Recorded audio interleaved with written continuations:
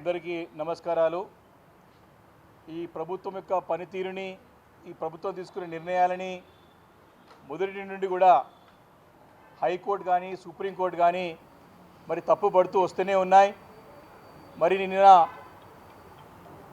Supreme court చాలా స్పష్టంగా కంచె గచ్చిబౌలి యొక్క భూముల విషయంలో ప్రభుత్వం ఒక తప్పుని ఎత్తి చూపుతూ మరి ఆ తప్పుని సరిదిద్దుకోకపోతే అధికారులు ఖచ్చితంగా కటకటాలకు పోవడం ఖాయమని చెప్పి సుప్రీంకోర్టు వ్యాఖ్యానించడం చూస్తూ ఉంటే మరి ఇది ఒక రేవంత్ రెడ్డి ప్రభుత్వానికి మరొకసారి చెంపపెట్టు లాంటిది. సుప్రీంకోర్టు యొక్క వ్యాఖ్యలు డైరెక్ట్గా ప్రత్యక్షంగా ఈ యొక్క కాంగ్రెస్ పరిపాలనని తప్పు ఎత్తి చూపుతూ మరి ముట్టకాయలు వేస్తున్నట్టు స్పష్టంగా కనపడతా ఉంది. ఇది మొదటిసారి కాదు. రేవంత్ రెడ్డి గారి యొక్క నాయకత్వంలో ఈ కాంగ్రెస్ ప్రభుత్వాన్ని మొదటి నుంచి కూడా హైకోర్టు అనేక విషయాల్లో తప్పుపడుతూ వస్తూ ఉన్నది. హైడ్రా విషయంలో మీరు తీసుకునే నిర్ణయం తప్పు, మీరు వివరించే తీరు తప్పు అని ఎత్తి చూపింది.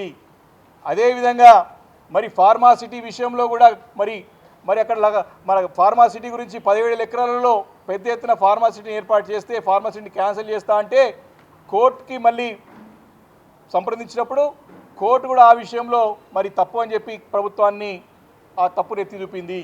అదేవిధంగా లగచర్ల యొక్క భూములను కూడా సేకరించే విషయంలో కూడా మరి తప్పు పద్ధతిని అనుసరిస్తున్నది.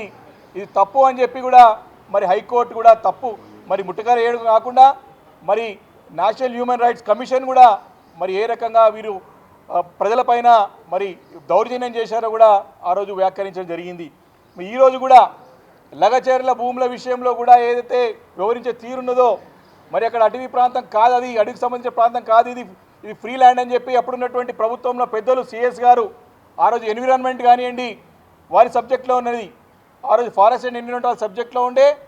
అదేవిధంగా పొల్యూషన్ కంట్రోల్ బోర్డు కూడా చైర్మన్గా మరి వారు ఉండే. కాబట్టి ప్రభుత్వంలో ఉన్నటువంటి పెద్దలు కానివ్వండి, ప్రభుత్వంలో ఉన్నటువంటి ముఖ్యమంత్రి గారు కానివ్వండి తమకు వ్యాఖ్యలని తమ చేసే పనులని సమర్థించుకోవద్దు, తప్పుని చక్కదిద్దండి అని చెప్పి ప్రత్యక్షంగా వ్యాఖ్యానించి చూస్తూ ఉంటే మరి ఏ రకంగా ఈరోజు కోర్టుని తప్పుదో పట్టిస్తున్నారో ఈ ప్రభుత్వం స్పష్టంగా అర్థం చేసుకోవచ్చు. ప్రభుత్వం ఇది కాదు, ఈ కాంగ్రెస్ ప్రభుత్వం ఇప్పుడు కాదు, వారు వచ్చిందే అబద్ధాల పునాదుల పైన వచ్చినటువంటి ప్రభుత్వం ఈ కాంగ్రెస్ ప్రభుత్వం. ఇప్పటికి కూడా మరి ప్రజలందరినీ కూడా తప్పుదో పట్టించి ప్రజలందరూ కూడా మోసం చేసి ప్రజలకి అరచేతిలో వైకుంఠం చూపించి 100 రోజుల్లో 6 గ్యారెంటీలు ఇస్తామని చెప్పి నానా అనేక రకమైనటువంటి అబద్ధాలు వాగ్దానాలు చేసి వారు చేపించడమే కాకుండా ఢిల్లీలో వారి పార్టీ పెద్దలతో కూడా చెప్పించి ప్రజలని నమ్మించి మోసం చేసి అధికారంలోకి వచ్చినటువంటి కాంగ్రెస్ ప్రభుత్వం కోర్టులను కూడా తప్పుదో పట్టించే ప్రయత్నం చేస్తూ ఉంటే కోర్టులు మొట్టకాయలు వేస్తూ ఉన్నాయి, చెంపపెట్టి లాంటి తీర్పులు ఇస్తూ ఉన్నాయి. ప్రభుత్వం ఇప్పుడు కూడా కళ్ళు తెరవకపోతే తప్పకుండా తీవ్ర పరిణామాలు తప్పవని చెప్పి ఈ సందర్భంగా మనం చేస్తా ఉన్నాను. మరి ముఖ్యమంత్రి గారు వారు తీసుకున్న ఏ నిర్ణయం కూడా అన్నీ కూడా రివర్స్ అవుతూ ఉన్నాయి, బూమరాంగ్ అవుతూ ఉన్నాయి, ఏది కూడా సరే అమలు కావట్లేదని చెప్పి వారు ఫ్రస్ట్రేషన్లో ఉన్నారు. ముఖ్యమంత్రి గారు ఫ్రస్ట్రేషన్లో ఉండి తను ముఖ్యమంత్రి అని మర్చిపోయి వేదికల పైన మరి ఉత్తమ్ కుమార్ రెడ్డి ముఖ్యమంత్రి అంటా ఉన్నాడు. అంటే ప్రజలు నవ్వుకుంటున్నారు. ముఖ్యమంత్రి గారు ఒక భాష, ముఖ్యమంత్రి ఒక తీరు, వారి ఫ్రస్ట్రేషను, వారు చేసేటువంటి అసందర్భ ప్రేలాపనలు చూసి ప్రజలు నవ్వుకుంటున్నారు, అసహించుకుంటున్నారు. ఇదే ముఖ్యమంత్రి దొరికిండయ్యా అని. ఈరోజు వారు తీసుకున్నటువంటి అనాలోచిత నిర్ణయాలు, వారు తీసుకుంటున్నటువంటి అనుభవరహితమైనటువంటి నిర్ణయాలు, వారి యొక్క అసమర్థతతో చేస్తున్నటువంటి పనులను ఇవన్నీ కూడా ఈ చేసే నిర్ణయాలతో తీసుకున్నటువంటి వ్యవహారంతో చేస్తున్న వ్యవహారంతో ప్రజలు ఇబ్బంది పడుతున్నారు. వారి యొక్క అనాలోచిత నిర్ణయాలు, వారి యొక్క అనుభవరహిత నిర్ణయాలు తెలంగాణ ప్రజలకి, తెలంగాణ రాష్ట్రానికి శాపంగా మారినాయి. ఈరోజు కోర్టులు కూడా అవే చెప్తా ఉన్న సంగతి ఈ సందర్భంగా మనవి చేస్తూ ఉన్నాను. ఈ ముఖ్యమంత్రి గారికి కేసీఆర్ గారు పేరు లేదే రోజు గడవదు. కేసీఆర్ గారి పేరు చెప్పుకొనే ఇంకా అదే పనులు చేస్తూ ఉన్నారు. రోజు కళలు కూడా కేసీఆర్ గారే వస్తారు వీరికి. వారు కేసీఆర్ పేరు చెప్తే వారు చేసింది చెప్పుకోవడానికి ఏమి లేదు. సంవత్సరంన్నర కావాలి వస్తూ ఉన్నా ఇంకా గత 10 సంవత్సరాలు ఏడుస్తూనే ఉన్నారు. వారితో పరిపాలన చేత కావట్లేదు, వారి అసమర్థుడని ఇప్పటికే తేలిపోయింది. వారు కూడా వాడి మాటల్లో ఒప్పుకునే సంగతిని గుర్తు చేస్తూ ఉన్నాను. నిన్న ఇచ్చినటువంటి 400 పోస్టులు కూడా ఇరిగేషన్ సంబంధించి కూడా ఆ నోటిఫికేషన్ గతంలో కేసీఆర్ గారు ప్రభుత్వం ఇచ్చిన నోటిఫికేషనే. మరి నిన్న మొన్న కూడా ఇరిగేషన్ మీద పెద్ద పెద్ద మాటలు మాట్లాడుతూ ఉన్నారు. చాలా సందర్భాల్లో మేము చాలా స్పష్టంగా ఛాలెంజ్ చేసినాం బీఆర్ఎస్ పార్టీ తరఫున. హరీష్ రావు గారు చాలా స్పష్టంగా ఛాలెంజ్ చేసినాడు, చర్చకు సిద్ధమా అని చెప్పి నిన్న కూడా చెప్పినారు. దానికి సమాధానం రాదు, దాటివేసే ధోరణితో వారు మా ముందుకు వెళ్తూ ఉన్నారు.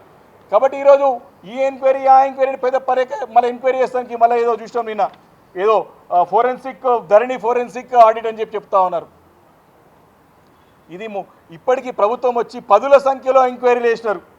విద్యుత్ కొనుగోలు పైన ఎంక్వైరీ చేసినారు, కాళేశ్వరం ప్రాజెక్ట్ మీద ఎంక్వైరీ చేసినారు, ఫార్మా ఈరేస్ మీద ఎంక్వైరీ చేసినారు, Bhadradri Yadav thermal power projects మీద ఎంక్వైరీ చేసినారు, బతుకమ్మ చీరల మీద ఆఖరికి చేసినారు, కేసీఆర్ కిట్ పైన ఎంక్వైరీ చేసినారు, అవుటర్ రింగ్ రోడ్ పైన ఎంక్వైరీ చేశారు, కోకాపేట భూముల్లో ఇంకా అనేక భూముల వ్యవహారాల్లో ఎంక్వైరీ చేశారు, ఇంకా అనేక ఎంక్వైరీలు చేశారు.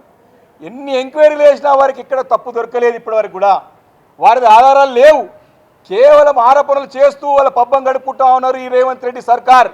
చేసే పని చేసింది లేక, చేసింది చెప్పుకోలేక, చేసేది లేక, చేతగాక ఇంకా కూడా కేసీఆర్ గారి పైన మా పార్టీ పైన దుమ్మెత్తి పోసే ప్రయత్నం చేస్తూ ఉన్నారు. కాబట్టి ఇప్పటికైనా సరే రేవంత్ రెడ్డి గారు బుద్ధి మార్చుకోవాలా, పరిపాలన పైన దృష్టి కేంద్రీకరించాలా, వారు ఇచ్చినటువంటి 100 రోజుల్లో 6 గ్యారెంటీలు కానివ్వండి, పరిపాలన పైన శ్రద్ధ వహించాలా. వారి పార్టీ నాయకులే, వారి ప్రభుత్వంలో ఉన్నటువంటి కాంగ్రెస్ పెద్దలే, ఢిల్లీలో ఉన్న కాంగ్రెస్ పెద్దలే వీరు చేతగాని తరం అని చెప్పి స్పష్టంగా తెలుస్తూ ఉంది. కాబట్టి వారు అధికారంలో లేనప్పుడు కూడా కేసీఆర్ గారి పేరు చెప్పుకొని పబ్బం గడుపుకున్నారు. అధికారంలో వచ్చిన తర్వాత కూడా ఇంకా కేసీఆర్ పేరు చెప్పే పబ్బం కొట్టుకునే ప్రయత్నం చేస్తున్నారు. కానీ ప్రజలకి పరిపాలన అందించాల్సిన బాధ్యత ప్రభుత్వం పైన ఉన్నది. బాధ్యత గల అపోజిషన్ పార్టీగా తప్పకుండా వారు చేసే తప్పులన్నీ కూడా ఎత్తి చూపుతా ఉన్నాం. వారు మా మాట కాదు కదా, ప్రజలను కూడా పరిగణలోకి తీసుకోకుండా ముందుకు వెళ్తూ ఉన్నారు. వారు చాలా మొండిగా పోతూ ఉన్నారు, అహంకార పూరితంగా వ్యవహరిస్తూ ఉన్నారు. అందుకే కోర్టులు ప్రతి విషయంలో అడ్డుపడుతూ ఉన్నాయి. వారు చేసిన తప్పులు ఎత్తి చూపుతూనే ఉన్నారు. వారు తప్పులని చక్కదిద్దుకొని ముందుకు పోవాల్సిన అవసరం ఈ ప్రభుత్వం పైన ఉంది అని చెప్పి సందర్భంగా మనవి చేసుకుంటూ, వారు ఫ్రస్ట్రేషన్లో వారు స్వయంగా తనే ముఖ్యమంత్రి అని మర్చిపోయిన సంగతి ప్రజలందరూ కూడా చూస్తున్నారు నిన్నందరూ కూడా. కాబట్టి ముఖ్యమంత్రి గారు రాజకీయాలను పక్కన పెట్టండి, ప్రజల యొక్క బాగోగుల గురించి ఆలోచన చేయండి. గతంలో మీరు చేసిన మంచి పనులను ముందు కొనసాగించండి. ఈ ఎంక్వైరీల పేరు మీద ఇంకా పబ్బం గడుపుకోవాలంటే ప్రజలు కూడా ఊరుకునే పరిస్థితి లేదు. తప్పకుండా రాబోయే రోజుల్లో మీకు గుణపడని చెప్తానికి సిద్ధంగా ఉన్నానని చెప్పి సందర్భంగా మనవి చేస్తా ఉన్నాను. Thank you.